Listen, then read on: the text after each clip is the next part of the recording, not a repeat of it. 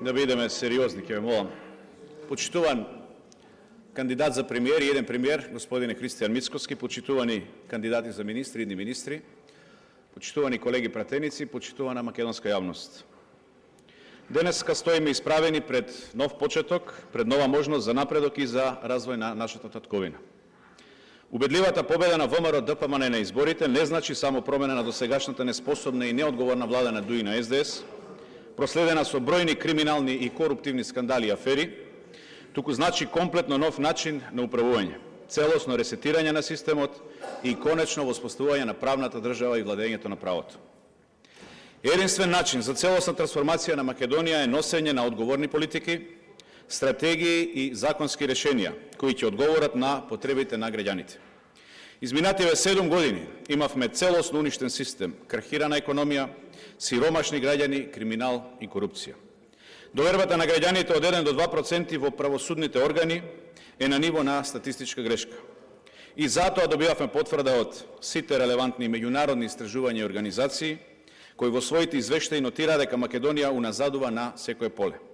Ова го потврдува и нашиот стратешки партнер, Соединетите Американски држави, кои јасно и недвосмислено укажаа дека во Македонија има епидемија на корупција.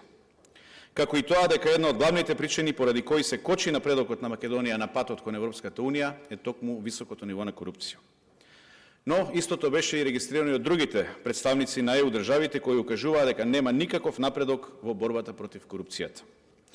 Конечно, истото беше вреднувано и на соодветен начин од граѓаните кои на 8 мај ја дадоа својата масовна подршка за ВМРО ДПМН. Време е конечно Македонија да стане правна држава во која законот ќе важи подеднакво за сите, каде што ќе нема селективност, од хиерархиски највисокиот до најнискиот во институцијата, а не како досега, каде наместо за скандалите да одговараат оние кои беа директно покровители и вмешани во него, односно владините функционери, да одговараат референти и службеници. Почитувани граѓани, денеска стоиме исправени и сме горди на својот народ, кој го препозна моментот за запирање на тонењето на Македонија. Изборот на новата влада, предводена од ВМРО ДПМН и од премиерот Христијан Мицкоски, е многу важен. Станува збор за критична точка во развојот на државата. Можеби и прва од ваква важност после 2001 година, па до денеска. За демократските процеси во нашата земја, кои во изминативе години на владење на ДУИ и на СДС, беа газени преку честото кршење на деловникот, носењето на закони преку злоупотреба на процедурата, повикувајќи се на ЕУ директиви кои не постојат, носењето на закони со кои се озаконуваше криминал, или се амнестираа криминалците, или пак се толкуваше уставот од страна на пратеник, кој без разлика што во тој момент бил председател на собранието, не беше овластен да го прави истото. Со изборот на новата влада на Македонија се создава предвидливост, се отвораат нови врати за нови можности и за долго очекуваните промени за сите наши граѓани, без разлика на пол, вера или било која друга припадност или чувство.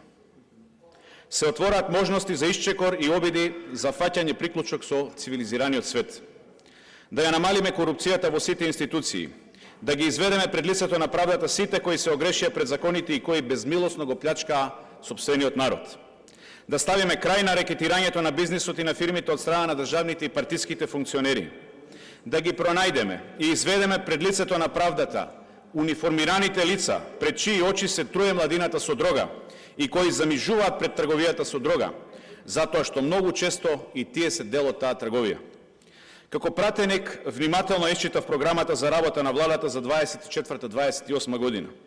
И можам да заклучам дека истата е обемна, реална и остварлива.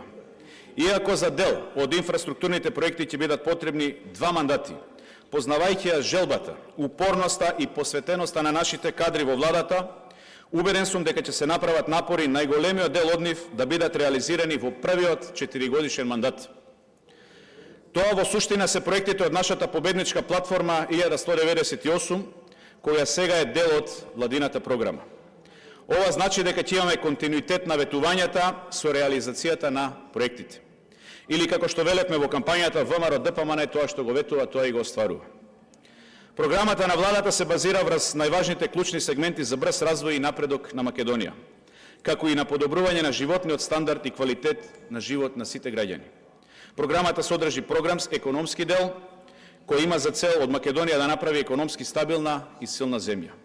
Земја на нови инвестиции, нови и добро платени работни места, успешни и задоволни домашни компании, ниски даноци и намалување на јавниот долг.